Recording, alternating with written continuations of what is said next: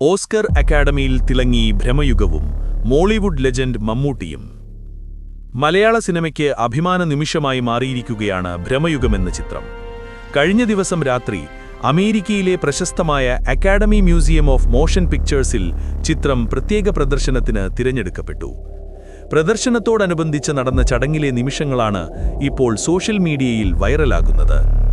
വേദിയിൽ സംസാരിച്ച അവതാരിക മലയാള സിനിമയുടെ മഹാനായ നടൻ മമ്മൂട്ടിയെ മോളിവുഡ് ലെജൻഡ് എന്ന് വിശേഷിപ്പിച്ചപ്പോൾ ഹാളിൽ മുഴങ്ങിയ കരഘോഷവും ആർപ്പുവിളിയും ആ നിമിഷത്തിന്റെ മഹത്വം ഇരട്ടിപ്പിച്ചു.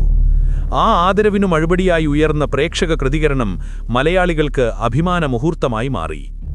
ചിത്രത്തിലെ മറ്റൊരു പ്രധാന കഥാപാത്രമായ അർജുൻ അശോകന്റെ പേരും വേദിയിൽ പരാമർശിക്കപ്പെട്ടു.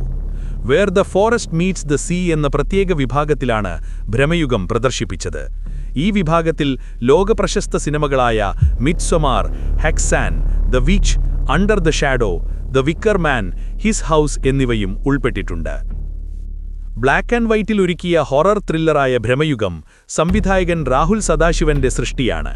ചിത്രത്തിൽ കൊടുമൺ പോട്ടിയും ചാത്തനും എന്നീ വ്യത്യസ്ത കഥാപാത്രങ്ങളായി മമ്മൂട്ടി ഇരട്ടവേഷത്തിലെത്തിയപ്പോൾ അർജുൻ അശോകനും സിദ്ധാർത്ഥ് ഭരതനും പ്രധാന വേഷങ്ങളിൽ ശ്രദ്ധേയ പ്രകടനം കാഴ്ചവെച്ചു.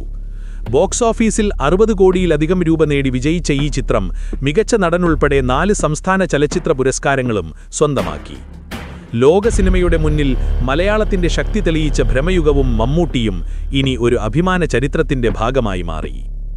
വാർത്ത തയ്യാറാക്കിയത് Rasheed Thozhiyoor, fusion flix media. കൂടുതൽ വാർത്തകൾക്കും സിനിമാ വിശേഷങ്ങൾക്കും ഫ്യൂഷൻ ഫ്ലിക്സ് മീഡിയ പിന്തുടരൂ.